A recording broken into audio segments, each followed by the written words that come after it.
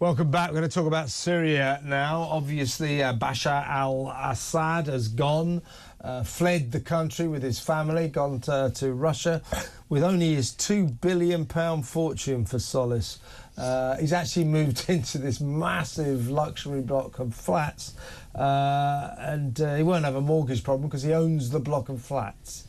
So we don't have to worry about Assad starving, but he's definitely gone. They're ransacking his palace.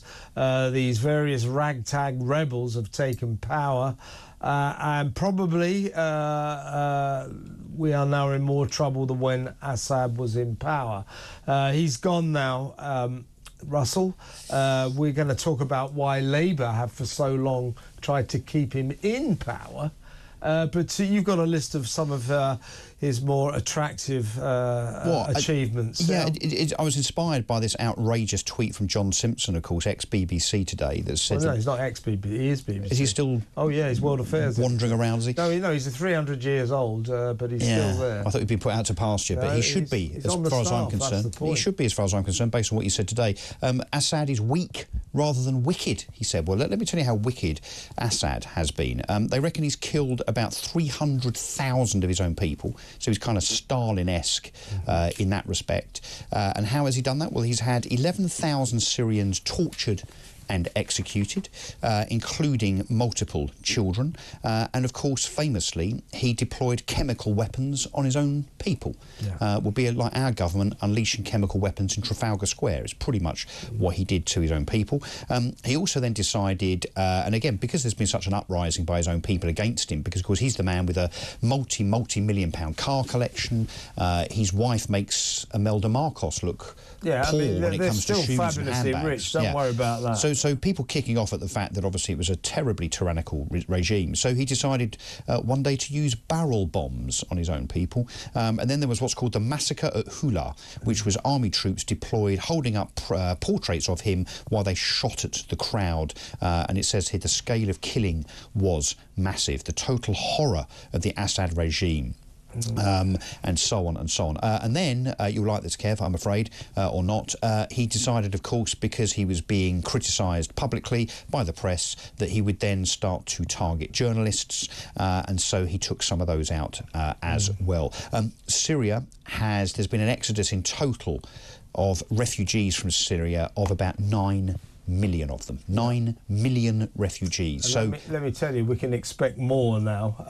This will have a knock-on effect on Britain. More Syrians will escape this carnage and make their way here, no doubt about it. So our migrant crisis when it comes to Syria is about to get worse. Now, everything you said about Assad, a really awful man. Also, the other thing I've always noticed about him, have you noticed he's absolutely devoid of a chin?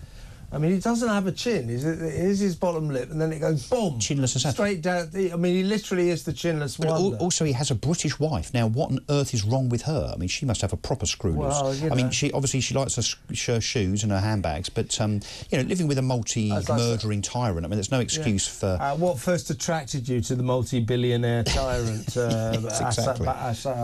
Bashar al-Assad? Now, that's what she's doing there, and they're still swimming in money, so don't worry about that. But here's what I'd like to know. So here we have Starmer and all the gang go, it's so great, it's really good, we've got rid of the tyrant, it's good that he's gone. Well, he's a tyrant, he's an awful person. But actually, now that he's gone, now that he's been deposed, we might rue this day. It could get a lot worse. Who's taken over now? Bunch of ISIS types? We don't really know. Terrorists. America has responded by bombing the hell out of every ISIS stronghold it can. Israel has responded by bombing the hell out of all of Syrian's Air Force jets. Because they fear that they could get into the wrong hands. And the world is bracing itself for God knows what. We now have a mosaic of chaos in Syria, and we literally don't know what's going to happen next. But as Labour roundly hails the deposition or the deposing of this evil tyrant Assad, why is it that 13 years ago, when, as you said, he unleashed chemical weapons on his own people on the outskirts of Damascus, chemical weapons. This was when, of course, the then president, Barack Obama, said he's crossed the red line. That's the red line in the sand, and he's crossed it. And then Barack Obama did absolutely nothing about it, nor did we. But why was it then when Cameron's government tried to go into cahoots with the American government to do something about this, to attack Assad and just say you do not get to use chemical weapons, unilaterally on your own people?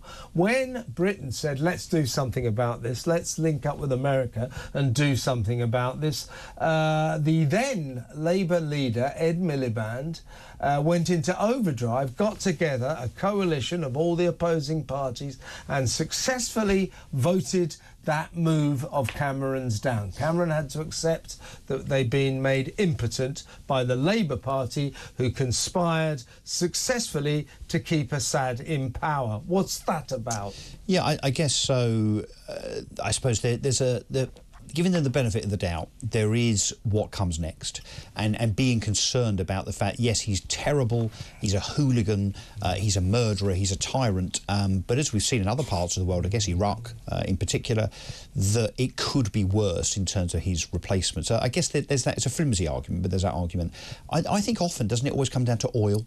You know, oil is another reason, isn't it? So if you're getting cheap oil from that particular country via some kind of British-related petroleum company, then I suppose that's another reason to put him in place or to keep him in place.